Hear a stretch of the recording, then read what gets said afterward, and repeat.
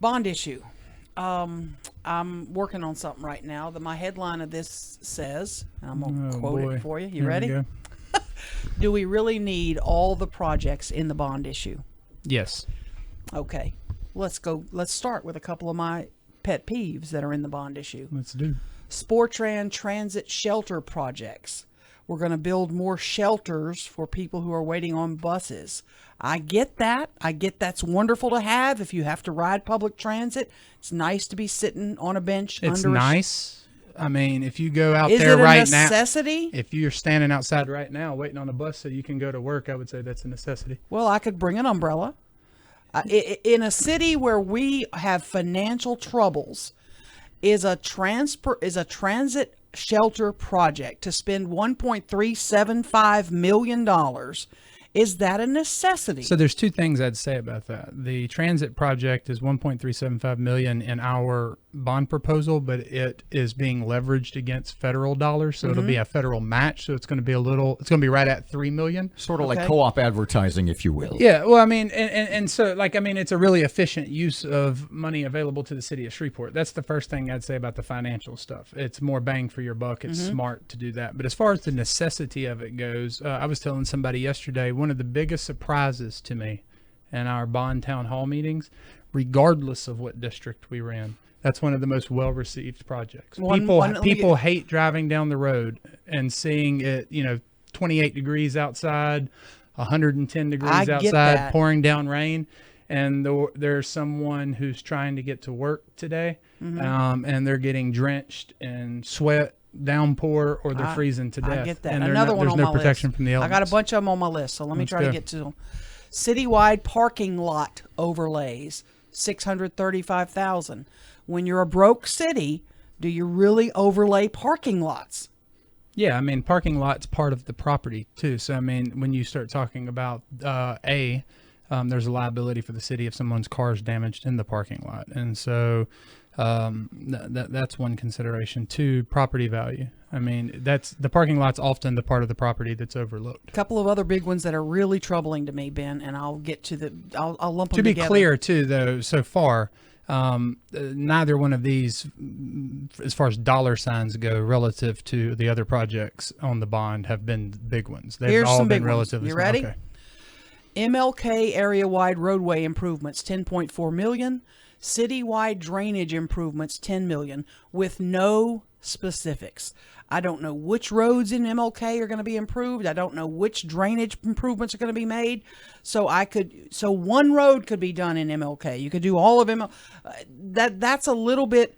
Can we get more specificity? I'm referring right back to the city's website when I see these. Sure. No, I mean, and I can tell you from conversations with the city engineer that the reason you could say that it is people like Aaron McCarty who are the reason why we don't have a list. And what I mean by that is if you talk to the city engineer, he has software that evaluates and analyzes, assesses the road conditions, and allows the software allows us to make determinations about which roads need to be replaced based on the road condition.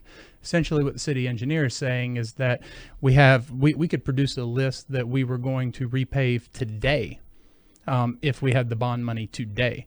But what he wants to do is be able to make sure that the roads that need it most get it. And so he hasn't produced a list because when that bond issue goes out, let's say in 3 years or whatever it is, that list could change based on the software's analysis. But the software is going to be what determines which road gets what.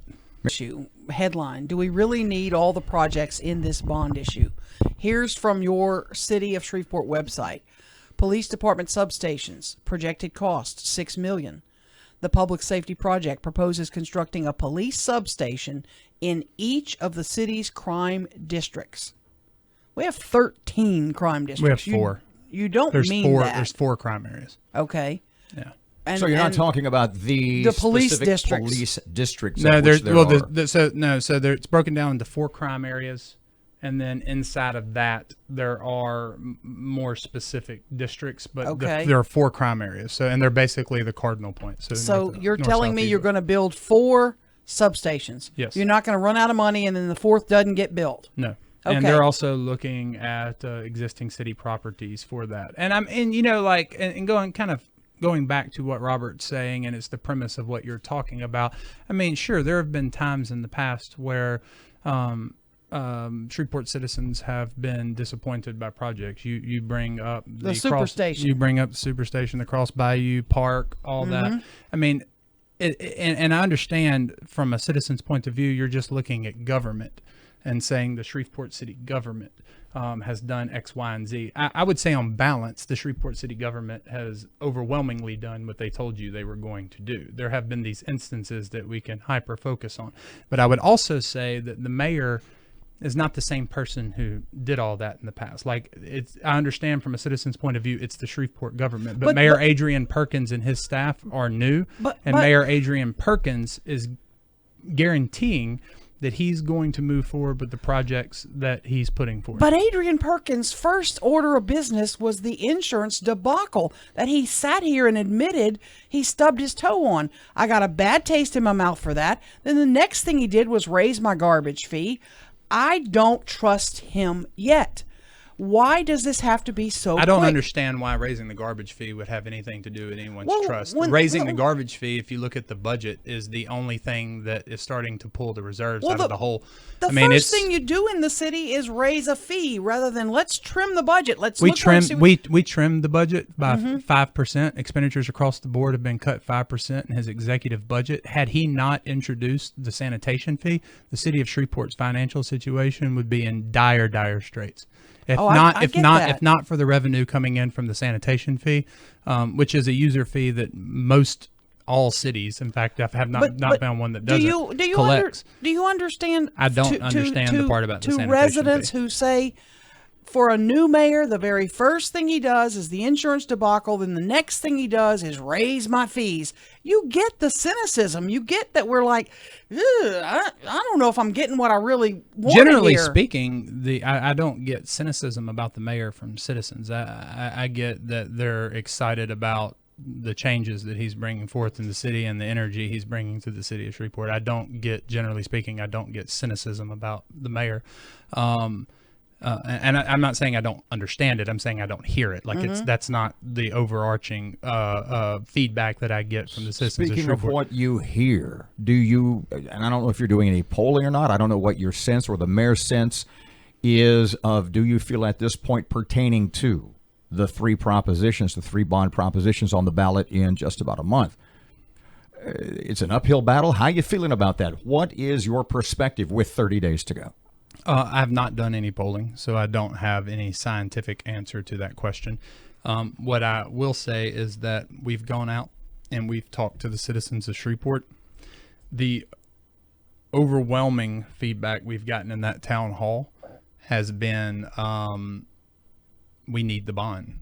They understand the need for the bond. And, perhaps the most welcomed response to it was at the Broadmoor town hall. But from that town hall, pretty much every other one we've been to has been a positive feedback about the bond. We've heard some of what you're talking about past administrations did this, and we've just reiterated to them over and over and over and over again that this isn't the past administration.